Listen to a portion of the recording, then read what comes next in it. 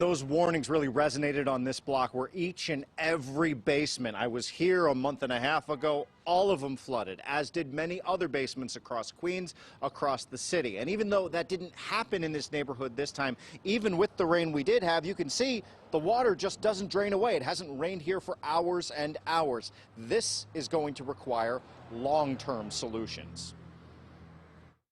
Thank God we're not seeing the kinds of negative impact that we obviously were preparing to address. Mayor de Blasio says he's grateful he did not have to take more extreme action overnight with travel restrictions and evacuations. But it's still not entirely clear how the mayor would even reach thousands of New Yorkers who live in basements and were most at risk. De Blasio admits the information is still being gathered. That's a project that's going to take 6 to 8 months.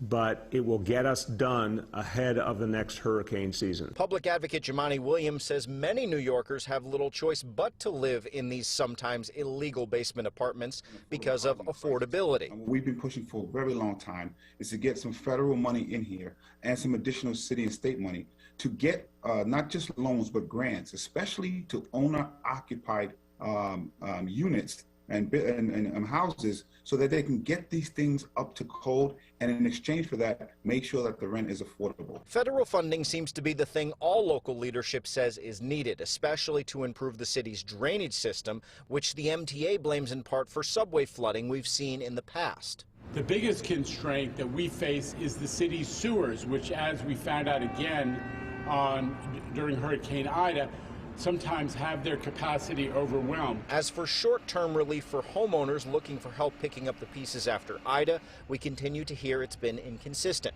Along hard-hit 32nd Avenue in Jackson Heights, insurance companies and FEMA have cut checks to some families, but not others. So far, I did not get any help from anybody. Not even from my insurance, not from FEMA, nobody. FEMA reports that in New York, they've made payments to about 27,000 residents. The average payment is around $4,600. Live in Jackson Heights, Henry Rossoff, Pix 11 News.